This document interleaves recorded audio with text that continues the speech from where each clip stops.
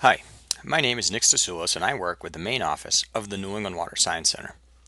In this video we will discuss how to edit vertical information during playback of a measurement in TRDI Section by Section Pro.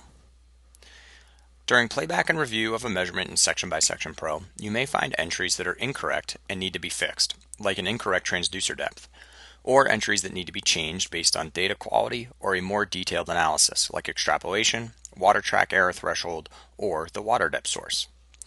These fields can be easily edited by double-clicking on a vertical in the contour view or in the tabular display, or by selecting a station and pressing F7. The vertical dialog allows you to change this information for the selected vertical. For example, an erroneous ADCP depth could be edited for a vertical. If the ADCP depth was incorrect for all verticals, you can use the Apply to All button. If there is data that needs screening in a vertical, you can change the water track error velocity for each vertical here.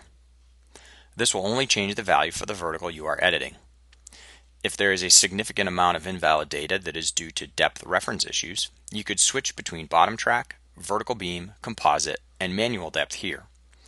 This can be applied to the vertical you are editing or all verticals. Extrapolation methods are changed here and can be applied to only this vertical or to all verticals.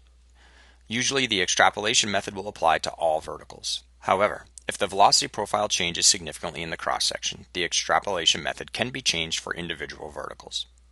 Notes on the vertical can also be made here. Many of the fields in this dialog are covered in more detail in other videos in this series. You can also edit manual verticals and edge information by double-clicking those verticals on the contour view or tabular view.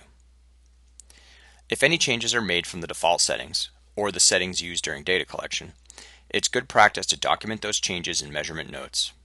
Also, be sure these changes are made before finalizing the measurement and importing into SV Mobile. Once your changes are complete, select OK, which will reprocess the measurement and apply the changes.